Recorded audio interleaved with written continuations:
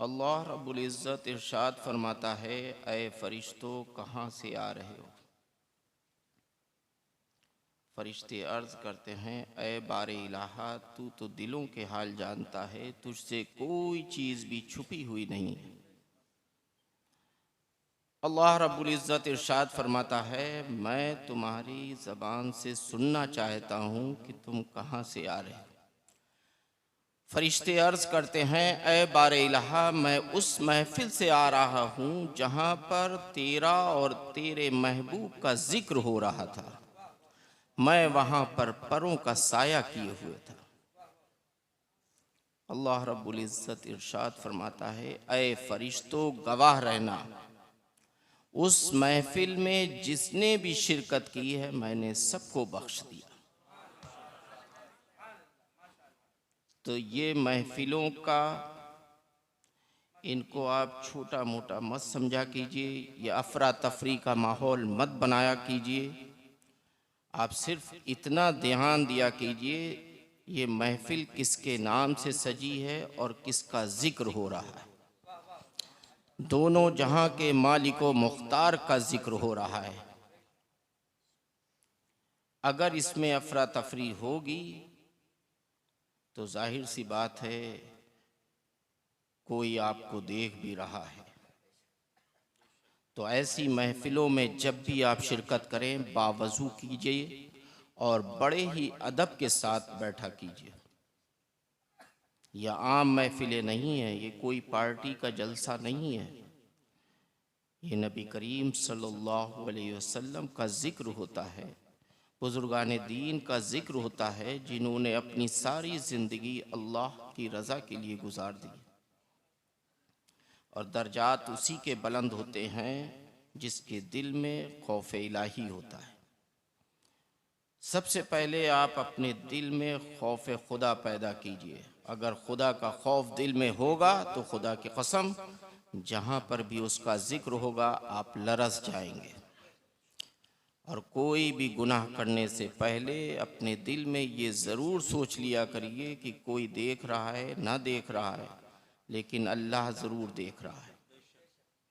जिस दिन ये खौफ आपके दिल में पैदा हो गया, खुदा की कसम तमाम बुराइयों से आप खुद को दूर कर लेंगे, नमाजों के करीब कर लेंगे, मस्जिदों के करीब कर लेंगे।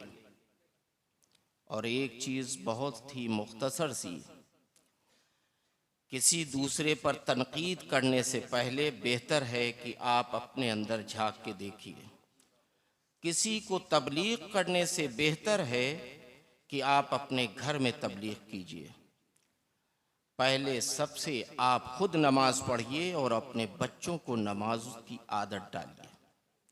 चाहे वो बीबी हो, बहन हो, बेटी हो, उसको नमाज पढ़वाइए।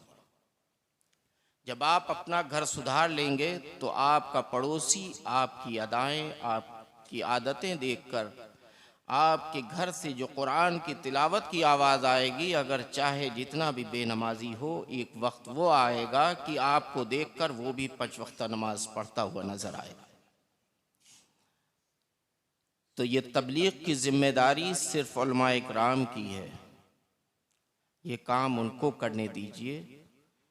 आजकल बहुत जल्दी लोग जिन्हें 4 किताबें भी नहीं पढ़ी हैं वो फतवे देने लगते हैं, दूसरे पे तनकीदें करने लगते हैं। इस चीज़ से अपने आप को बचाइए। सीने को कीने से पाक रखिए। किसी के दिल में अपने पड़ोसी के लिए, अपने घर वालों के लिए, या कोई भी आपका बिजनेस में कंपटीशन कर रहा है उसके लिए भी अगर आपके दिल में कीना है तो आप खुदा की कसम जन्नत की खुशबू नहीं सूंघ सकते। जाना तो बहुत दूर है, क्योंकि ये सीना जो है ये गलाजत और जितनी भी गंदगी है इससे साफ होना चाहिए। और जो भी काम कीजिए अल्लाह की रज़ा के लिए कीजिए। अगर आप किसी की मदद कर रहे हैं तो ये सोच के ना कीजिए कि मेरा नाम होगा, 100 आदमियों में मेरा नाम लिया जाएगा, मैंने 50,000 रुपये इस मदरसे में दिए, ज़रा 4 दफ़ा ऐलान कर देना मेरा, तो आपका वो पैसा यहीं सिर्फ रखा रह जाएगा। और आपने अगर इसी मदरसे को इमदाद की और बहुत ही खामोशी से दे करके अलग हट गए, अल्लाह की रज़ा के लिए दिया, तो याद रखिए जिस मदरसे से ये हाफिज कुरान निकल रहे हैं, ये जब तक इबादत करेंगे, जब तक तिलावत करेंगे, तब तक उसका सवाब आपके हिस्से में भी आता रहेगा। अगर आपके मोहल्ले में, आपकी गली में कोई बेवा औरत रहती है, उसका कोई कमाने वाला नहीं है, कोई उसका ज़रिए माश नहीं है, तो आप उसकी मदद कर दिया करिए, खामोशी से मदद कर दीजिए। लाखों रुपए की बिल्डिंग बनाने से आपको कुछ नहीं मिलेगा, लाखों रुपए की गाड़ी पे चलने से आपको कुछ नहीं मिलेगा, सब यहीं रखा रह जाएगा। लेकिन आप किसी बेवा की मदद करेंगे तो अल्लाह तबारक व तआला उसके सदक़े में नेकियों का भरमार कर देगा। उसके दिल से जो दुआ निकलेगी, अल्लाह तबारक व तआला उसके सदक़े में आपकी मग़फ़िरत कर देगा। अगर कोई पड़ोस में कोई बच्चा ऐसा है जो इल्म हासिल करना चाहता है, उसके पास इतना असासा नहीं है कि वो अपने बच्चे को पढ़ा सके, तो मदद ये किया कीजिए अल्लाह की रज़ा के लिए कि उस बच्चे का जो भी खर्चा हो खामोशी से उठा लीजिए। जब वो बच्चा कल पढ़ करके मदरसे से आलिम दीन बन करके, हाफिज कुरान बन करके निकलेगा, जब तक वो इस दुनिया पे रहेगा, जब जब वो तिलावत करेगा, अल्लाह की इबादत करेगा, जितना सवाब उसको मिलेगा उतना ही सवाब आपके भी हिस्से में आएगा। ये सवाबे जारिया होता है और अल्लाह को राज़ी करने का तरीक़ा होता है। आप सैकड़ों लाखों रुपया रात भर में नाच गाने पे, ढोल तमाशे पे उड़ा दीजिए, अच्छी अच्छी बिल्डिंगें बना लीजिए, आपको एक राई के दाने के बराबर भी उसका सवाब नहीं मिलेगा, क्योंकि वो आपने अपने नफ्स के लिए बनाया है। और अगर उसी चीज़ को आप अल्लाह की रज़ा के लिए बनाएंगे तो अल्लाह तबारक व तआला उसी को कबूल करता है, क्योंकि अल्लाह दिलों के हाल जानता है। अल्लाह तबारक व तआला दिलों के हाल जानता है कि आपके दिल में क्या है, आप दुनिया चाहते हैं या आखिरत चाहते हैं। अगर आपको आखिरत से मोहब्बत है, अल्लाह से मोहब्बत है, तो जाहिर सी बात है दुनिया से थोड़ी दूरी बनाना पड़ेगी। अपने दिल को, अपने नफ्स को कंट्रोल में रखना पड़ेगा। कोई भी काम कीजिए अल्लाह की रज़ा के लिए कीजिए। अगर आपका कोई पड़ोसी बीमार है तो उसकी अयादत के लिए जाया कीजिए। अगर आप किसी गली से गुज़र रहे हैं और कोई पत्थर या कोई ऐसी चीज़ पड़ी है रास्ते में जिससे दूसरे को, आने वाले को नुकसान हो सकता है, उसको ठोकर लग सकती है, तो आपका ये फ़र्ज़ बनता है कि अल्लाह की रज़ा के लिए उस पत्थर को किनारे कर दीजिए। और उसमें ये ना सोचिए कि कोई देख रहा है या नहीं देख रहा है, अल्लाह ज़रूर देख रहा है।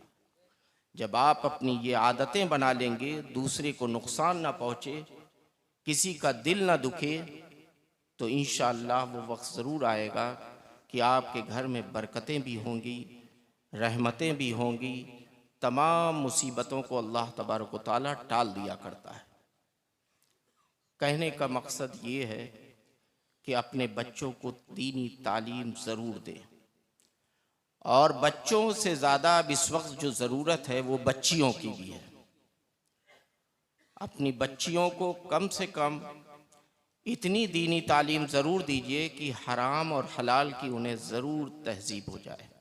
आजकल का ये जो माहौल चल रहा है, मोबाइल के ज़रिए आप लोग भी सुन रहे हैं और देख भी रहे हैं, ये गुमराहियत की तरफ जो दुनिया बढ़ रही है, इस वक्त हमें और आपको अमल की ज़रूरत है, इल्म की ज़रूरत है, और उसके लिए हम सबको मिल कर के काम करना पड़ेगा। अपने बच्चों को अच्छी तालीम देना है, दीनी तालीम देना है, मदरसों को, स्कूलों को फ़रोग़ देना है, और तमाम गुमराहियत को अपने आप से बचाना है। आज बड़े ही खुशनसीब हैं वो बच्चे जिनके सरों पे ये ताज सजाया गया है और आज से इन बच्चों की भी ये जिम्मेदारी आ गई है कि आज ये वादा करेंगे कि नमाजों की पाबंदी करेंगे, जो भी काम करेंगे अल्लाह की रज़ा के लिए करेंगे। किसी भी दुनिया के दिखावे में या किसी के बलगलाने में अपनी ये मेहनतें जो इनके असाज़ा ने की हैं, इनके साथ रात को रात नहीं देखा, दिन को दिन नहीं जाना, अपने बच्चों से दूर रह करके, मदरसों में रह करके जो भी खाना मिला उसको ये नहीं देखा गया कि ये ठंडा है, ये गर्म है, लेकिन इन बच्चों की जिंदगियों को संवार दिया है। अब ये जिम्मेदारी इनकी है, जो ये कदम उठाएं वो इश्क़ नबी में उठाएं, वो नबी करीम सल्लल्लाहु अलैहि वसल्लम की सुन्नतों के मुताबिक उठाएं। ऐसी कोई गलती ना करें जिससे किसी को नुकसान हो। ज़्यादातर ये होता है कि जिनके वालिदैन थोड़ा मालदार होते हैं, तो मैंने देखा है हाफिज़ कुरान है तो वो हिफ्ज़ छोड़ करके कहीं दुकान खोल लेते हैं, कहीं कुछ कर लेते हैं, कोई भी कारोबार करें उसमें कोई एतराज़ नहीं। लेकिन जो ये मेहनतें हैं जो आपके दिल में इस वक्त 30 सिपारे जो इसमें महफूज किए गए हैं, इस कल्ब को हमेशा जगाते रहना, अपना एक उसूल बनाना कि हमें अगर एक सिपारा रोज़ पढ़ना है तो पढ़ना है। ये याद रखना कि जो मदरसे की ज़िंदगी होती है, 4 साल 5 साल इतनी मेहनतें होती हैं, बहुत ही मुश्किल से ये दिन आता है जिसके सर पे दस्तार सजती है, वरना इन्हीं के साथ पता नहीं कितने बच्चे आए होंगे और उनकी किस्मत में शायद ये खुशनसीबी नहीं होगी, वो आज कहीं घर पर बैठे काम कर रहे होंगे। लेकिन अल्लाह तबारक व तआला ने वो इज़्ज़त तुमको बख्शी है, तो उस इज़्ज़त की हिफाजत करना तुम्हारी जिम्मेदारी है। कुरान को हमेशा पढ़ते रहना और रमज़ानुल मुबारक में आने वाले इंशाअल्लाह सभी मेहराब सुनाएं, और इनको ये चाहिए कि दौर जल्द से जल्द निकाल लें। अगर आपने कुरान को महफूज रखा तो इंशाअल्लाह जो आपसे इल्म हासिल करेंगे, जो आपके ज़रिए आगे बढ़ेंगे, तो अल्लाह तबारक व तआला वो सवाब जारिया जिसके वालिदैन इन बच्चों के हैं उनको भी सवाब मिलेगा, जो असातिज़ा हैं उनको भी सवाब मिलेगा, और इनको तो मिलेगा ही। ये सिलसिला हमेशा क़यामत तक चलते रहना चाहिए। ये नहीं कि हमारे सर पे दस्तार हो गई, मैं हाफिज़ कुरान बन गया, मुझे एक डिग्री मिल गई, अब ख़त्म, ऐसा नहीं है। ये कल्ब को हमेशा रोशन रखना कुरान की तिलावत से। टाइम ज़्यादा हो गया है तो मैं सोचता हूँ इस वक्त सलातो सलाम पढ़ लिया जाए, फिर किसी मौके से इंशाअल्लाह होगा तो मैं गुफ्तगू फिर करूँगा। अल्लाह रब्बुल इज़्ज़त से यही अरीज़ा है, अल्लाह तबारक व तआला